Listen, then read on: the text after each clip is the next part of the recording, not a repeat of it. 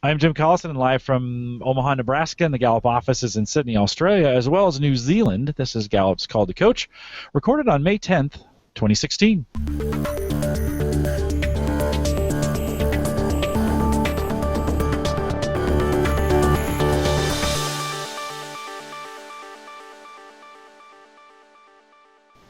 Call to Coach is a resource for those who want to help others discover and use their strengths. We have Gallup experts and independent strengths coaches share tactics, insights, and strategies to help coaches maximize the talent of individuals, teams, and organizations around the world. If you do have questions during this live webcast, we do have a chat room. It's available for you right below the main video window. And if you're listening to the recorded version or have questions about custom strengths coaching solutions for small, medium, or large organizations, you can contact us. Send us an email, coaching@gallup.com. Or just use the contact page or contact form that's right there on the live page. Don't forget to visit the Gallup Strengths Center. That's just gallupstrengthscenter.com. For all your coaching resources and StrengthsFinder training needs, you can also catch the video and both streaming and now downloadable audio for offline listening to all these podcasts that we do. We have well over 150 of them now available for you, as well as the links to our mobile apps where you can get your top 5 right at your fingertips, right on your mobile device. All available on the Coaches blog. There's a ton out there, and it's all free. Coaching.gallup.com. Ann Lingenfelter is our host today. She works as a learning solutions consultant with Gallup in our Sydney, Australia office. Although, Ann, you're splitting your time still in Singapore, right? I mean, you're still making your way over there as well. How's that working for you? I am, Jim. I'm heading down there in a couple of days. So, yep, going back and forth and going down this time to do a breakfast briefing for our accelerated course, but happy to say we have an HPM happening there today, tomorrow, and an accelerated course into the month, and actually an accelerated course going on just behind me in Sydney today. So lots of learning going on all over the globe, which is a very good thing. No, it's fun to watch it from here, and I kind of wish I was there. Although we're coming up on summer and you're coming into winter, so it's maybe better to be here in Omaha. Maybe not. Clearly, you have beautiful. Experienced. It's always you have an experience in Sydney winter. They are always beautiful. Right. I grew up in the Bay Area, so I think I understand. Well, let's take a second to introduce our guest today. Absolutely. Tony Aiken is with Synlait, which is the world's largest integrated infant formula manufacturer. It's located on the beautiful South Island of New Zealand. And Tony has been with Synlait for about 3 years. He is the organization development manager. And I'm excited about Tony being here today because he's going to take us on a couple of journeys with strengths. One of them is his own personal journey and how he's used it as an OD manager at Synlait and in his own life outside of his profession.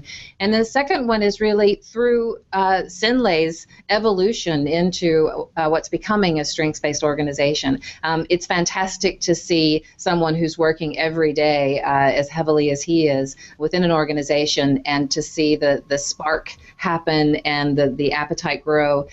So he's really going to paint that picture for us and for all the coaches that are out there to really understand what it looks like and what it feels like to be in part of that evolution into a strengths-based organization. So Tony, thank you very much for joining us. I'm going to ask you to start with your top 5 because that, of course, is the starting point for all that we do. So welcome to Call to Coach, and what are your top 5? Thanks, Ann. Thanks for having me on. Top 5 for me: communication, strategic, individualization, arranger, and woo, with a very close positivity, number 6. Okay. And is there one of those or a couple of those that you think just screams Tony Aiken, or is it just a good combination of all? When I first did the strengths, strategic really struck me. This idea that I can see the options and know the way forward quite quickly. That and communication, and unfortunately I was able to recognise the raw part of communication, particularly in my earlier years, as something that belonged to me. Yeah. So tell us a little bit about Synlait, the big picture of Synlait as an organization, and then we'll sort of launch into Synlait as a strengths-based organization. Okay, so Synlait Milk is an infant formula company making really high-end nutraceutical products. One of the largest in the world that's integrated, and we work very much on end-to-end. So we have a very close relationship with our farmers, and for our customers, we can guarantee the supply chain right the way through. which makes us it's kind of our point of difference. A very young company, so we first made infant formula or milk powders in 2008, so 8 years old, and when we started, pretty much built the factory on the corner of the dairy farm, and our CEO was one of the founders. And when I joined the company 3 years ago, we had 140 staff. We now are just ticking on 400, and our growth plans would have us at double that in about 4 or 5 years. So it's been an exciting ride the last 3 years, and we're just growing really fast, and it's a great place to be. Yeah. I'm keen to know, and maybe this is jumping right into the heart of it too quickly, but I'm keen to know how you use strengths in an environment that's just a hyper-growth environment like that, where there's just so many new people coming on, so much change. I'm sure it's not a short answer to that question, but what's the first thing that comes to your mind? Really, the first thing is to be as successful as we want to be. Our view is, how can we not use strengths? Like it would be silly not to. The kind of culture we're trying to create, we are a very people-based organisation, and the people here are really firm about that. It's about people, and they value it very, very highly. We have related in our top, very strongly in our top 5 as a company, and so and I guess the other defining thing, the CEO loves strengths. So he had it in the company well before my GM, and only tinkering with it, but he really likes the idea, really likes strengths. So we're going down that journey, and we started kind of slowly, but we're getting close to what we think is a tipping point there. When a CEO really likes strengths, what does it look like? I think there's so many companies that would love to be able to say that. How does he demonstrate that? What does he do? Now, the interesting thing here is likes them versus understands them and uses them well is a bit different. So we absolutely have a support for it. And like all of us, he's on a journey. But what he does is, if you talk to him about strengths, he's really attentive. He's very interested. He has strengths and engagement coaching from a Gallup consultant every 6 weeks, and has done now for getting towards a year, and really values it. He sees it helps him understand his team, and he sees the value in that. So he talks to his team a bit about strengths sometimes, and sometimes that's around the challenges, the communication challenge with each other. But he uses it and understands it, and I know he uses it in his personal life as well. So what it looks like is this is not a fight we have to have with them. This is not often in OD and HR you're striving to get value seen at the top table, and in this case, the top table is saying that this is what we should be doing, and he's very strong on the people focus too. So. And why does he buy into it? Is it because he's seen the results and outcomes of a strengths-based approach? Is it because he's experienced it in his own life? I mean, why do you think it's not a battle for you? I think it comes from the fact that his strengths are him, and he understands that. So it helps him understand who he is, and he's very, very focused on improving himself. And because we're a company that's growing, he has said a number of times publicly, he says, I'm learning how to do my job. I've never been a CEO of a company of 200 staff or 300 staff as we grow. So he wants to develop, and he wants to learn more about himself. So I think that's where it comes from, that this is a really good tool that helps him understand who he is and gives him a way to learn how to become more mature in those strengths. I'd like to have you talk about or give us a snapshot of what Synlait looks like today as far as their use of strengths and what you guys are doing and involvement. And then we'll go back to 3 years ago, let's say, when you first started, and we'll talk about how you got to today, like how you developed and what you did, because I think a lot of the folks who are listening are keen to know, how do you get there? How do you get light the fire, get the demand going, get the appetite going within the organization? So give us a snapshot of today at Synlait with Strengths, and then we'll go back and work out how we got there. Okay. So So today, and literally last week, I've updated our engagement framework to say that within the next 12 months, we will start assessing strengths when people join the company. And we will, so that's our plan within the next 12 months to move to that. And we're going to have someone whose role is full-time around strengths coaching, engagement coaching within the business. We have around a staff of 400, we have around 160 staff who have had their strengths assessed. And about, to be honest, about 40 of those in the last month. We have managers who want their teams to have team sessions. So we have some teams coaching session, and I have 3 of those in the pipeline in the next few weeks. And we are about to have strengths name cards go up on everyone's desks because people want to know this. And when we do run the sessions, and we've run, I think, about 6 or 17 sessions now, people are really finding it powerful as a way to get to know who each other are. We delivered a high performance managers course, HPM, in April, and that for us has been it was our second one, but the second one became almost, it's like it was the tipping point because the managers at it have really caught fire, if you like, and they've actually come and saying to me, we need this stuff, and how do we get it in our work, how do we use it? So it's been really exciting, and it feels for us like we're at a tipping point where we've got to the point where almost it's like I've opened a door and now I'm not sure we can keep up with the demand, but let's give it a crack because it's a great place to be. So that's fantastic. It's exciting. So if you go back to 3 years ago when you started, what did it look like then? And then what happened? And I guess just prior to me coming along, I said that they dabbled in strengths, and so we'd had the senior team had a session to help understand each other's strengths, and we'd had a number of key managers had strengths assessed, maybe 15 or 20 managers at most. And then my general manager was very clear. We had some discussions that we didn't want to force this into the business. We needed to create demand, and it had to be organic growth. So, and recognise very clearly this is a long game. This is not a how can we fix things this week or next week. This is a long game. And knowing we're a growing company, we're going to be a much bigger company in the future. How do we build a really strong foundation? So, I got sent on a accelerated strengths coaching course in 2014, became certified. And that for me was a real aha around my strengths, where I really actually understood who I was.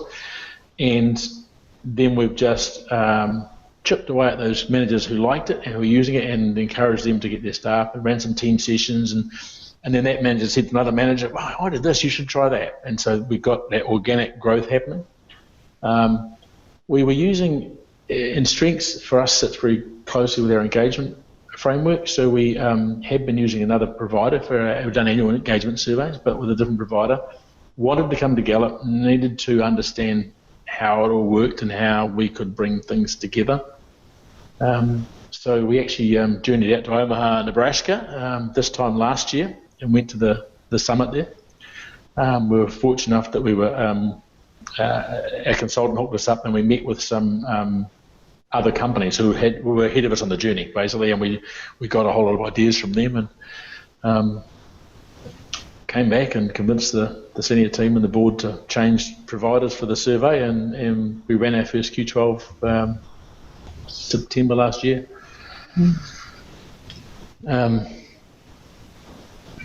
And delivered our first HPM course in November last year, which was great because we had our engagement results and we moved from there. And that just really lit the fire for a lot of people too, and there are new tools. And so our journey since then has been about how do we help people use those tools, because there's this huge toolbox, but how do they integrate it into their very, very busy work lives? So when you have when you take that organic approach and you say we're going to let it grow sort of on its own where the interests lie, how do you deal with the folks who aren't interested or who are knocking it back? How do you approach them? How do you manage them? And that's so kind of by example. So rather than it being my job to manage them, I can go to a number of managers who go, this is fantastic, I want this for my team. I've used it for my team, it's great. I kind of get them to and hold that person up and say, here's a person that you know is a really good manager. Let's have a talk about what they do, what you can do, and get them to sell it rather than me to be selling it. And actually what's happened with the high performance management course, because we've put now 2/3 of our managers through that course, a lot of our very influential managers, in fact, there's no one who's come away saying it's rubbish. Those who are the early adopters, if you like, the very key people, are leading it out for us, and I'm just helping promote them as here's what we should be doing. So we've in terms of the engagement, we've got some key measures for them. So we expect managers to be doing we facilitated team sessions after the engagement survey. We expect managers to be doing impact plans. We expect to follow up on that to how they improve it. So, we're able to hold some of those managers up as exemplar managers and show other managers. It's a work in progress, though. It's very much a work in progress. Yeah, I like the fact that you say that from the beginning, that this is a long game, and I think that that's such an important thing to have to be able to manage people's expectations within the organization, to know that it's just not going to happen overnight, and especially when you're growing at the rate that you're growing, and you have so many different, trying to formalize this culture with so many new people coming on board. That can be quite a difficult thing. Besides the Q12, which not everyone's going to know what that is, but it's an employee engagement survey that Gallup does. Besides the Q12 and the engagement results you'll have on the end of that, how do you measure the impact of the Strengths Initiative? I mean, how do do you have any stories that you can talk about? Any examples of how it's impacted performance outcomes, that sort of thing? The answer is probably lots. I guess that comes to mind. And right back when I was, so part of my role is at times to do coaching for the senior managers, senior team. So I was, around the time I did my certified strength coaching, I was actually having a bit of trouble connecting with two of the general managers in particular.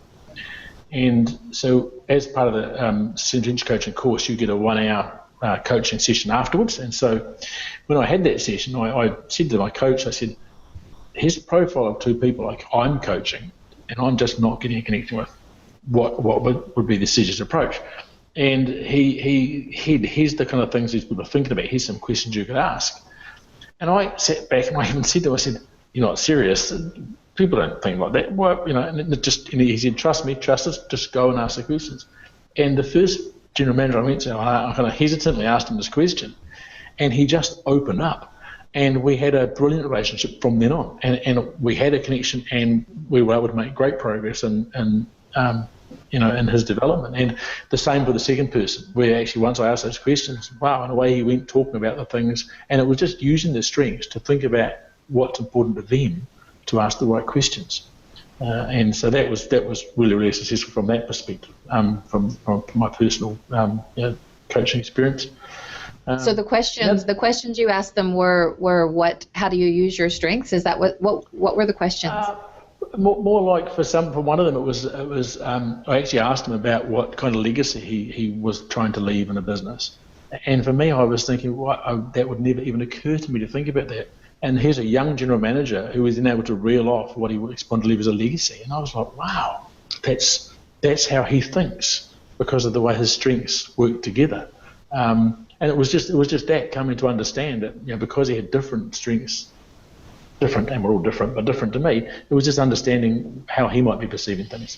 And so it was that kind of question. So it was and when I later went back and read more detail, all of the information is actually inside the strength coaching pack I have. I just hadn't actually gone into the detail to get it. So, but that was really valuable to me. It's what it taught me was to think about their strengths and how they see the world. And then when I do my coaching, I think about that a lot more. Helps me get traction there. The other one that really comes to mind as an example is for one of our finance teams, the manager wanted a team session. We had the strengths assessment done on them, and ran the team session together, and that was for the most of them, their first introduction to it. What he very quickly found was, in his team of 8 staff, 7 of them had relator in their top 6, and the others had relator in their top 10. And so straight away there was a big discussion about, so what does that mean for us? And for him as a manager, what does that mean? How does he get more productivity out of his team? And they were all really clear. We want more opportunities to get to know each other, to whether that's 5 minutes at the start of a meeting about how was your weekend, how's your kids, what are you doing, that versus taking morning teas together occasionally, maybe the social events, but it gave more opportunity to think about that and to build that into their workplace. And they all report much better performance. They enjoy work much more, And I haven't got statistical measures on performance, but you just go and talk to them. They're a much more engaged team than they were previously. Yeah, and so you know that because of those increased engagement levels, that their productivity is going to be higher. Yes. So that's excellent. When you went to the summit, what that's a big trip to make. It's a lot of money to spend to go far away to learn you don't know what. I mean, you're hoping that you're going to see some answers there and sort of a blueprint perhaps for the next step. But how did you make the decision? And tell me what you learned there, what happened over that course of the time that you were able to, I know you've mentioned it as a turning point, that you were able to take away and bring back. So I guess what happened is the easiest, but we're very fortunate and we were very well looked after, including getting a guided tour of the facility, which is great. But we'd planned it and talked to our consultants about what we wanted out of it, and so they'd arranged meetings with us prior to the summit starting with a couple of companies and some Gallup people to take through the journey of what other companies, because we were very much at okay, we think we understand, we think this is the right direction to go. Tell us how it works. Show us, because it was a very daunting journey. How are we going to do this, and what are the pitfalls, and what are the ways to do? What could we do? And so met with a couple of companies around that, and got some really good ideas. In fact, I think that started for us at maybe 9 or 9:30 on the first day, and by lunchtime, and the other very valuable thing was that both my general manager and myself went, so we had something to talk. We could talk about it, how it applied to us. But by lunchtime on the first day, we said, actually, we can go home now. we actually thought we got so much value out of it in the first half day, we could actually have gone. So and then look, it was amazing. And then throughout the summit, we were constantly in contact with different people and be able to look at things and talk to people about their journey, right through from companies and it was best workplaces, so companies who are doing amazingly well that looked daunting to even begin to get there, through to companies who were there for like us to learn, but who were ahead of us and very happy to share what they'd done. Yeah. So we were able to have discussions ourselves throughout. What does this mean? And we actually built in time afterwards too to sit down and digest it and plan what we were going to do and what we could and couldn't do for us, what would work. And being very realistic, it's they had a pre-conference afternoon, and part of that was to turn and talk to the person next to you, and I was doing that, and it seemed we had very similar roles. And when I asked her the size of the company, she said she had 700,000 people working for her company, and so it was a bit hard to go. Okay, I'm from little New Zealand, and we have at that stage about 200 people in our company. But despite that, we were very much able to still take gems off her of what she'd learned about it, and how, because it's the same challenges. So I guess what we learned was it's possible. There are steps you should take and a pathway to follow, and it's a long game, and you should view it like that. And in fact, from the heart of us, it's about the people. I don't believe it's possible to flick a switch or bring in some initiative that'll change things in 6 months or a year. Much as some of my strengths would love that to happen, the reality is we need to think long term about this, and this is it's a long game. So those are kind of the takeaways for us. But we came back with a very clear plan of what we were going to do. Yeah, I know that your role is largely focused on the development side of HR, so the policies and the processes and that sort of thing, as opposed to the delivery. How do you jive strengths with processes at Sinlay? How do you overlay it onto the systems and processes that were already there? Are you changing them? What are you doing? And actually, that's my biggest question right now at this moment. So because that's what we do want to do. We want to bring them together so that it's what we do every day. There's not a performance appraisal system and strengths and engagement, that actually it's what we do. So for the year coming, and our appraisal year starts on the 1st of August, we will be making some modifications to integrate it to a small degree, and then through the next year we're really trying to review in a more serious way of actually how do we make it the foundation of what we do. And we really are trying to build in that strengths is how we develop our people. That is the total strengths approach. And from a Q12 engagement point of view, the 12 questions, the 12 keys to management is actually, that's how we manage. And a survey is just something we check in once a year to see how we're going against it. We don't want it to be the survey and that's all we talk the questions about. It's actually about how we manage. So right now we're looking to do that. And also, we have a reasonably good orientation program into the business. So looking to so I'm just really working through now how we build into that so that people get that strengths at the start. As I mentioned earlier, we're having name cards, on everyone's list. So everyone's computer currently has a name card on there. We're open plan, so the entire administration staff are open plan, but there's name cards on everyone's computer. We want everyone's strengths up there.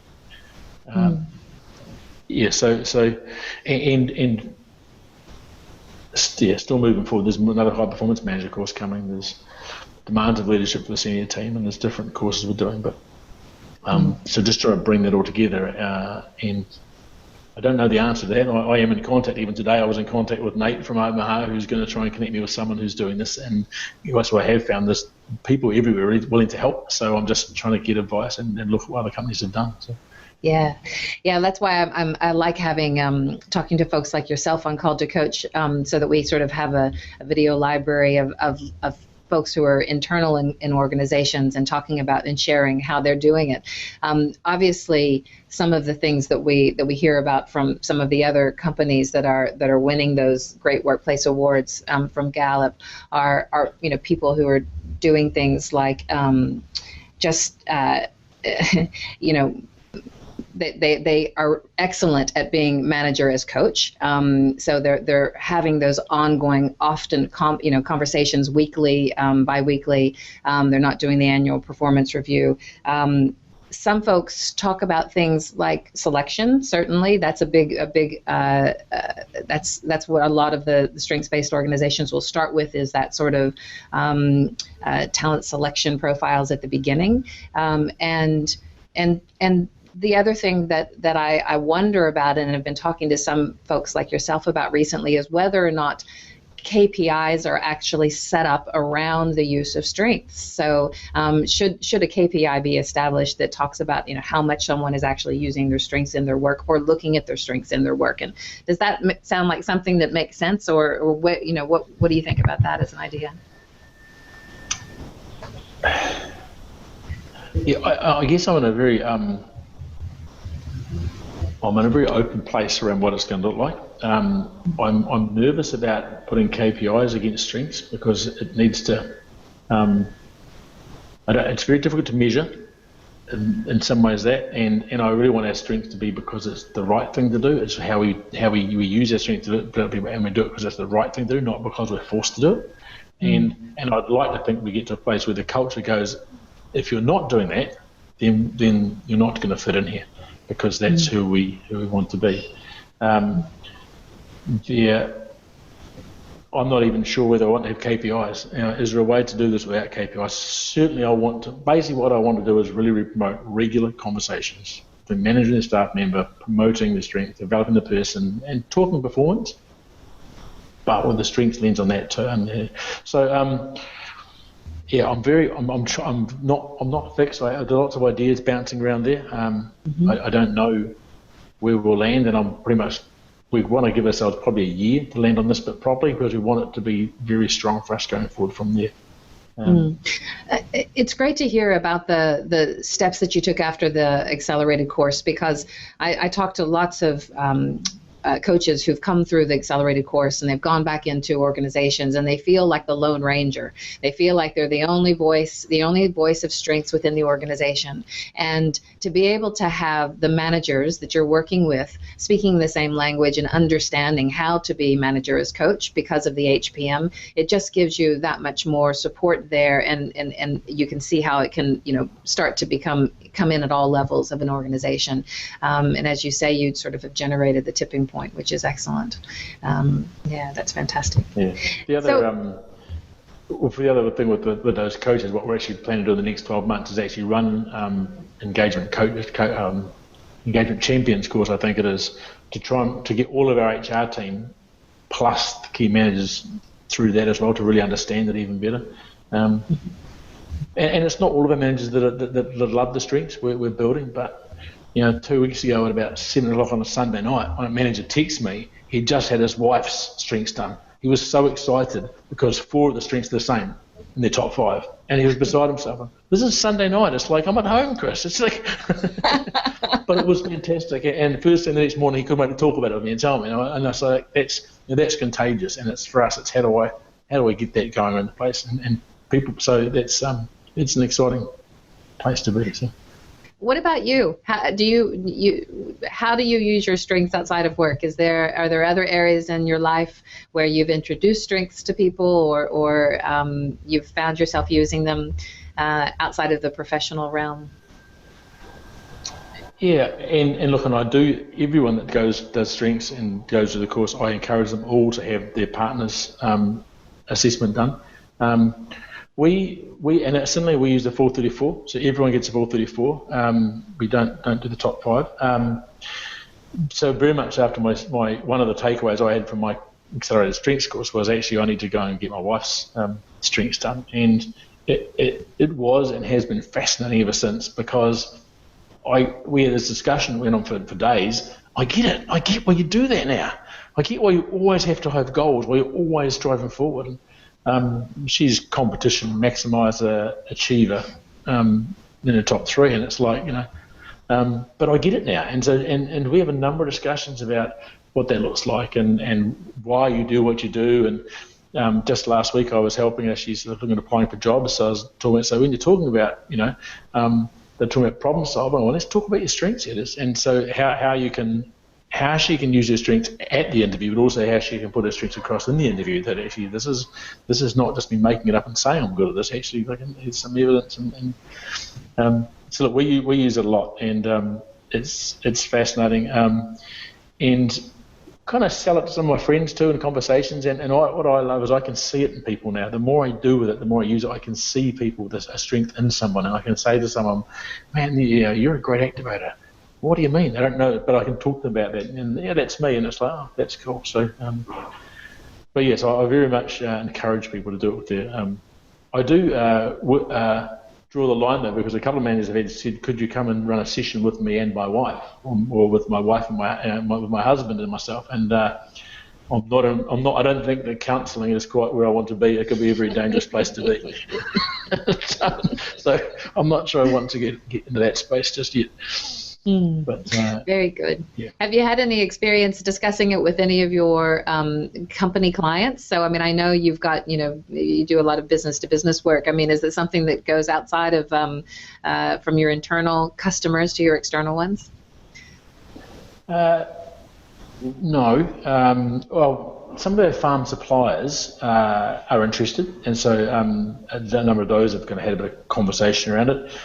It's something as a company we've been talking about, because when I said about name cards, I was quite keen to get it attached to our emails in the same way that Gallup does. Now, the sales and marketing team are saying, well, is that approach we want to take with the company? And so we're just in that stage of just talking about doing it. And we've been doing all this, and I guess I'm at the place where I'm going to trying to get us to be more overt about being a strengths-based culture. So we're doing it, but I'm quite keen at actually being very overt about it, and part of who we are as a company, and advertising that and having it on our website and to our customers, because we very much believe and are focused on long-term, strong relationships I guess, like a relator as opposed to woo. So as a company, we want to be a relator company, not a woo company. So, for us to have those relationships and be able to say that, well, this is who we are, that would be, I think, very valuable. So I'm just kind of chipping away at our sales and marketing team about that as a company, trying to get us into that place. So. Yeah, that's excellent. So, look, I know as fantastic as your strengths experience has been, obviously there's going to be obstacles and challenges. What are the ones that come to mind first, and how have you addressed them?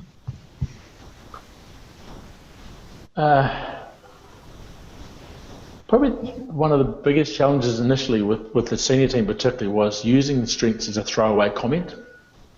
Oh, my empathy is 34, I don't have to do that. And you go, oh, hang on a minute, actually, that's not how the world works.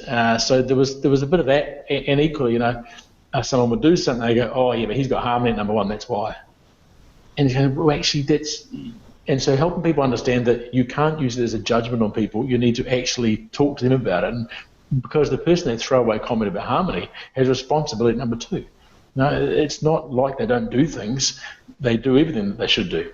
You just perceive them in this case, and so to try and stop it being a throwaway comment and to bring strengths deeper to actually help people understand what it is and then how they can use it as a team. And so that was the one. The other challenge, I guess, is getting the teams to use it actually for real business problems. So when we're going to set up a project team or a team to analyse the root cause of a problem we're having in the factory, actually let's set that team up looking at strengths. Let's actually make it part of a business. So that's the and this could be my strategic trying to jump ahead, and I know the solution. Let's get in and do it.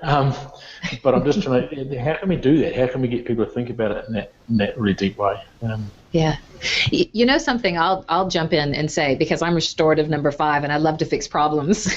So let me just say, I have to say that. Watching the season 2 Theme Thursday shows that Jim does with Micah has been really, really useful in that regard for me. And this is not just a commercial, Jim, for you and for that show.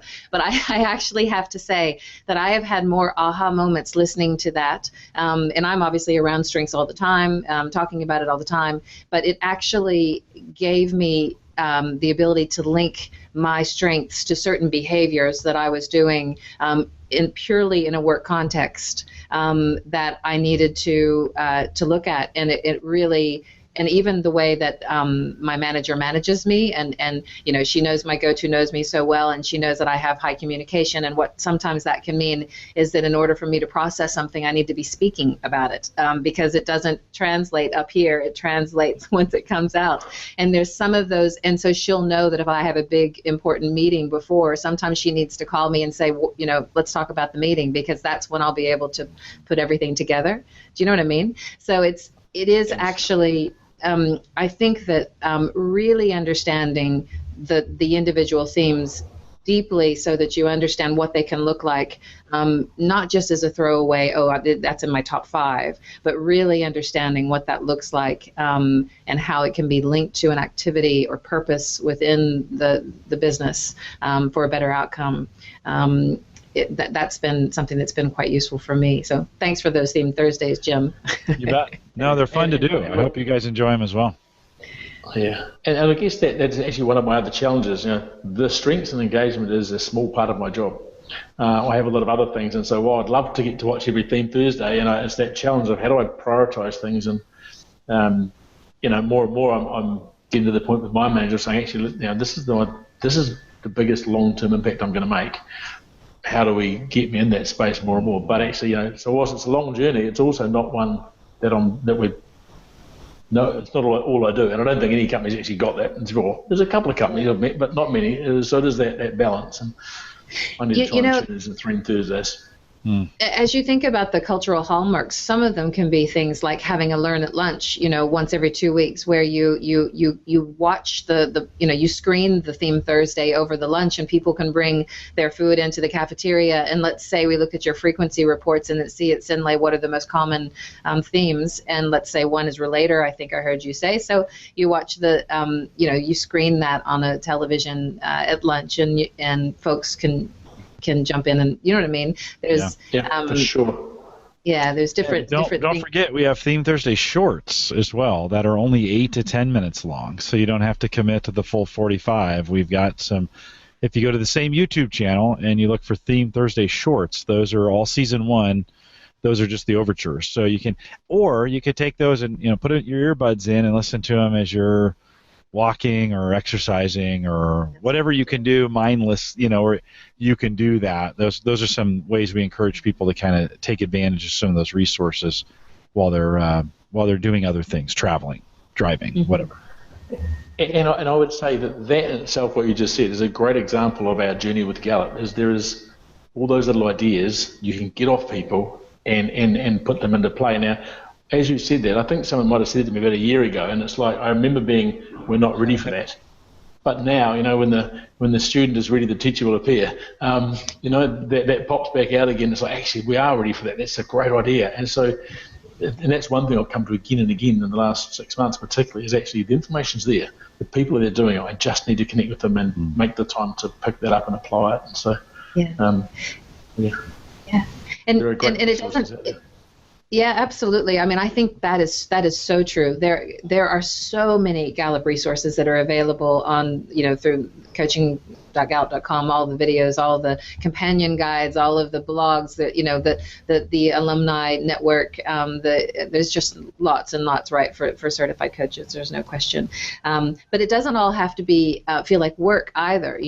One of the things that you can do, we were talking about having a Christmas party or a whatever sort of party it is that you would be having for the office, and instead of dressing up in fancy dress, having people dress up as their favorite top 5, a character that would represent their top 5, something like that just brings it back to the forefront of the mind and make it a bit of fun, have a that sort of thing, or anyway.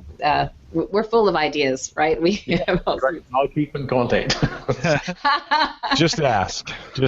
That's really why we've created all the social network pieces. We think about the Facebook groups and the Yammer group for the coaches and some of those to really keep connecting those ideas, because we know not everybody will get it in one bite, right? Sometimes you need to nibble a little bit and go off and come back and grab another idea and go off. And so we try to make those resources available in real time so folks can grab them just as they need them. Very good. I don't know how much time we have left, Jim, or if we have any other questions. Maybe one more. No, a quiet night, but I'll ask a question real quick. Tony, out of the kits or the stuff that you work with, what's your favorite tool? Because we get some coaches who have some go-to tools that they go with. Now, you guys are unique in the sense. By the way, I've got some great quotes out of what you said here. I love this throwaway comment. I love the fact that you're doing all 34. That's unique. Not a lot of organizations do a top 5. So how are you dealing with all 34? So maybe that's 2 questions. Favorite tool, and then how you dealing with all 34? Well, I'll start with the 34, and that in itself presents a problem because everybody picks up a paper and goes, "Oh, there's my top 5," and they flip it over straight away and they go, "What am I bad at?" Yeah, we see that all the time. We do. I'm sure, but actually, whilst it's a challenge, it actually opens up the great conversation about. Now, let's talk about strengths approach then. Let's talk about a strengths focus, because actually that's what we all innately have grown up with, and it's not right. It's not what we're trying to do. And so it's a very good segue into the conversation we have about strengths. So that's really good. So we use the 34, really it's around the awareness and around the fact that actually you can do all of these, but we're trying to, when we're using the top one, then we're in the flow. So there's very much communicating that it's not, you can't do them, not a weakness, not bad. Right. But also very much recognising that, and look, I really believe that my top 5 are really important, but so are my next 5. And so I have positivity, empathy, connectedness, maximizer, futuristic, and they're a big part of who I am. And so that's mostly how we use it. It's those next 5 to 7 that we use a lot for them. My favourite tool at the moment, it's one of the booklets out of the High Performance Managers box, and it's I can't think what it's called now. It's for the managers around what to be doing, the individual conversations and what questions to be asking, and there's a whole lot of ideas about what to be doing for each question, team ideas, do this, talk to the team and the approach. So I'm really using that a lot at the moment.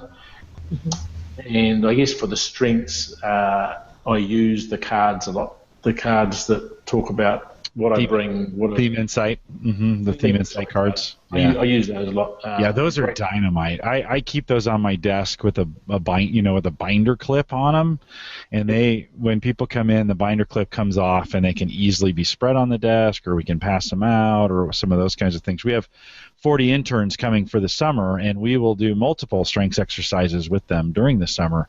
And those theme insight cards are the basis for a lot of the stuff that we do, whether it's the coat of arms. I don't know. This is one of the things we like to do, big sheets of paper, and everybody draws their own kind of individualized coat of arms based on their top 5, which is kind of fun to do. All kinds of different exercises that we have. So good to hear that you're using the theme insight cards as well. Yeah. Yep. No, I love them. Yeah, fantastic. And they start good conversations, because some people go, "Oh no, that bit's not me." Okay, so what is you? And straight away you've got that. Let's talk about who I am, and I just find people love talking about, and they love the fact that people are talking about what they're good at. It's a brilliant part of it. Yeah, brilliant. Well, it's been great to talk to you, Tony. Thank you so much. You've done a brilliant job of sort of giving us a glimpse into Sinlay and how it's evolving as a strengths-based organization. So we certainly appreciate all of the tips and information you've given us, and I'm sure that we'll see you back at a Gallup Summit in the future at one of the great workplaces. Who knows? Maybe that's in your future, and that would be fantastic. So. Yeah. That's the long-term game for us, we hope. That's our aim. So. It would be good to have you here. It'd be more fun for me to be there. So we'll just hope for that. Someday we'll get that shot there at New Zealand. We'll remind everyone to take full advantage of all the resources we have available at the Gallup Strengths Center, just gallupstrengthscenter.com. Send us your questions or comments. We do even have some open spots for some guest bloggers. If you are a writer and you like doing that, send us an email, coaching@gallup.com, put guest blogger in the subject line, and then send us some material. Not all of them make it in. We do evaluate those, but we'd love to have you. Maybe you're an aspiring writer and love to post on our blog. Get some great exposure. We get well over 250,000 views every single year on that blog, and it is growing. So if you'd like to do that, we'd love to have you. Also on the Coaches blog, the links to our Facebook group and YouTube page. We talked about those Theme Thursday shorts. The link for that is on the Coaches blog. Really, one site you need to remember, it's that coaching.gallup.com. Click on the YouTube button, and it will take you. Then look for Theme Thursday Shorts. They're all there. The links to our YouTube and RSS feeds, so you can download these and listen to these as podcasts, our iPhone and Android apps, as well as all the weekly Strengths Wisdom stuff. We have tons of resources. They're all free. They're all out there for free for you. Head over to coaching.gallup.com. If you're interested in becoming a certified coach, like we talked about, you can see a current list of all our courses available at courses.gallup.com.